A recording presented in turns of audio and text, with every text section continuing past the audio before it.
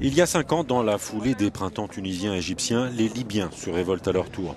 En quelques mois, les rebelles s'emparent de Tripoli et poussent le général Kadhafi à se réfugier dans son bastion de Sirte.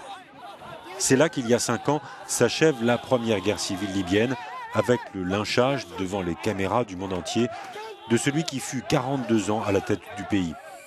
La répression sanglante qu'il avait menée contre les rebelles avait poussé les Occidentaux à intervenir. C'est grâce à l'aide militaire de la coalition menée par la France, la Grande-Bretagne et les États-Unis que le régime tombera 8 mois plus tard après le début de l'insurrection. Mais l'aide occidentale en restera là.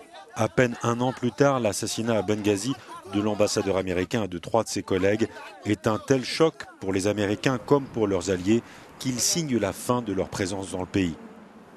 Ce sont des salafistes qui signent le crime. 5 ans après, le pays est comme d'autres dans la région menacé par l'islamisme radical de Daesh notamment, mais aussi en proie à un chaos sécuritaire et politique qui semble inextricable. 2 élections générales en 5 ans n'y auront rien fait. Fayez al-Sarraj est le président du Conseil présidentiel et Premier ministre. Il est soutenu par la communauté internationale et reconnu par l'ONU, mais il ne contrôle désormais quasiment plus rien en dehors officiellement de Tripoli et de l'ouest du pays. L'Est, surnommé le gouvernement de Tobrouk, est aux mains du général Haftar. Le sud-ouest est tenu par les Touaregs. À cette partition politique se mêlent plusieurs factions. Sur la zone contrôlée par Haftar, l'armée nationale libyenne et la tribu Toubou. À l'ouest, la milice Farj Libya, le bras armé du gouvernement de Tripoli, les Touaregs. Au nord, Daesh.